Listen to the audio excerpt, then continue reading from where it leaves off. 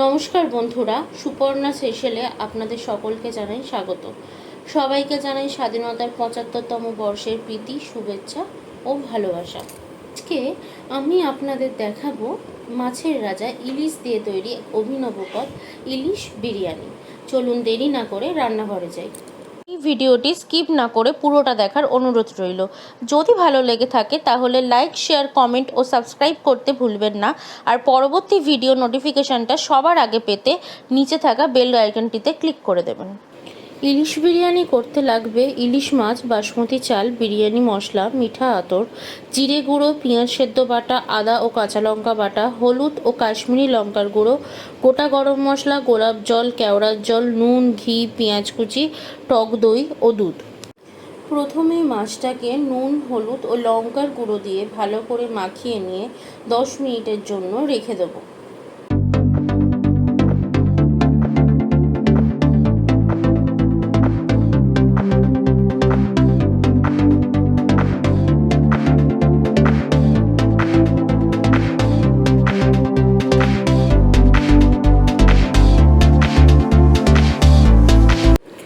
এবার কড়াইতে তেল দিয়ে গরম করে তাতে বেরেস্তার জন্য কেটে রাখা পেঁয়াজটা দিয়ে দেব।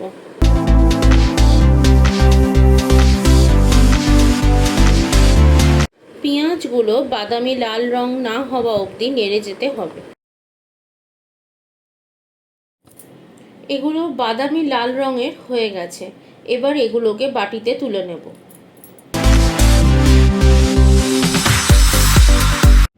কিছুক্ষণ রেখে দিলে এগুলো মচমচে হয়ে যাবে। এবার এই একই তেলে মাছগুলো দিয়ে ভেজে নেব।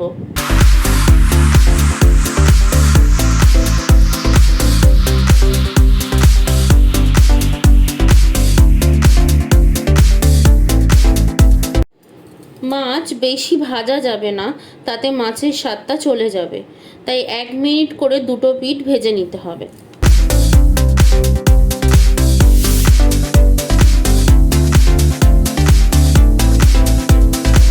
গ্রেভি বানানোর জন্য প্রথমে টক দইয়ের মধ্যে হলুদ, কাশ্মীরি লঙ্কার গুঁড়ো, জিরে গুঁড়ো, চিনি দিয়ে ভালো করে চামচ দিয়ে ফেটিয়ে নিয়ে তাতে আদা কাঁচা লঙ্কা বাটা ও বিরিয়ানির মশলা দিয়ে ভালো করে পেস্টটা বানিয়ে নিতে হবে।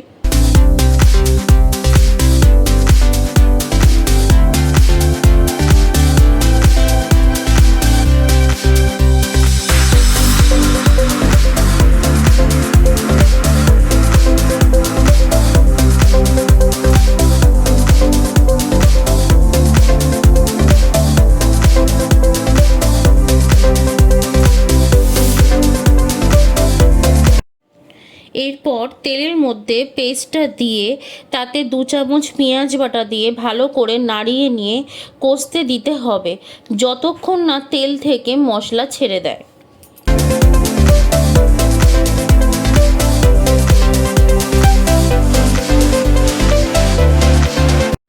মশলাটা কষতে দিয়ে ততক্ষণে চাল থেকে জলটা ঝরিয়ে নেব।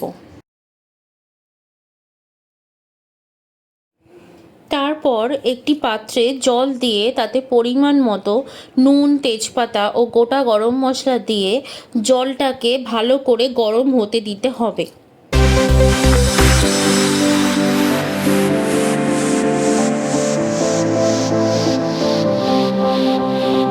জলটা গরম হয়ে গেলে তার মধ্যে ভিজিয়ে রাখা চালটা দিয়ে ভালো করে ফুটতে দিতে হবে এবং চালটাকে আমরা 85% পর্যন্ত সেদ্ধ করব, তার বেশি নয়। চালটা আমার সেদ্ধ হয়ে গেছে। এবার এটাকে জল ঝরিয়ে নিতে হবে। চালটা দেখুন কেমন লম্বা হয়ে গেছে, ঠিক এতটাই আমরা সেদ্ধ করব। দেখুন আমার মশলা থেকে কেমন তেল ছেড়ে দিয়েছে, তার মানে আমার মশলা ভালো করে কষানো হয়ে গেছে। ঠিক এই পর্যায়ে দুধটা দিয়ে দেব। তারপর দুধটা একটু নাড়াচাড়া করে নিয়ে একটা বলক আসা অবধি আমাদের অপেক্ষা করতে হবে। বলক এলে তাতে মাছগুলো দিয়ে দিতে হবে।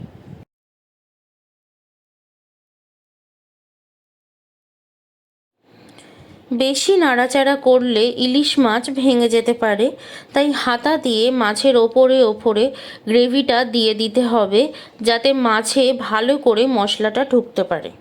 এবার একটি পাত্রের মধ্যে একটু ঘি দিয়ে ব্রাশ করে নিতে হবে, যাতে দম দেওয়ার সময় ভাত বা মশলা কোনোটাই যাতে না পড়ে।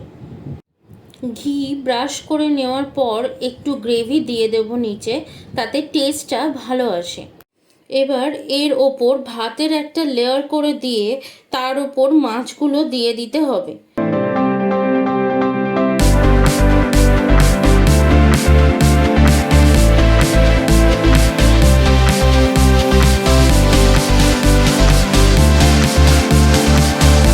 তারপর বেরেস্তা দিয়ে আবার একটা ভাতের লেয়ার করব ঠিক আগের মতো।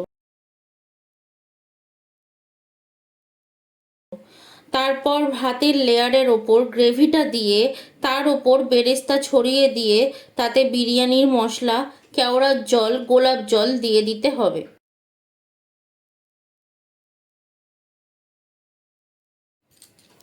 এরপর দুধের মধ্যে মিঠা আতর ও ফুড কালার দিয়ে গুলিয়ে ওপর দিয়ে ছড়িয়ে দিতে হবে।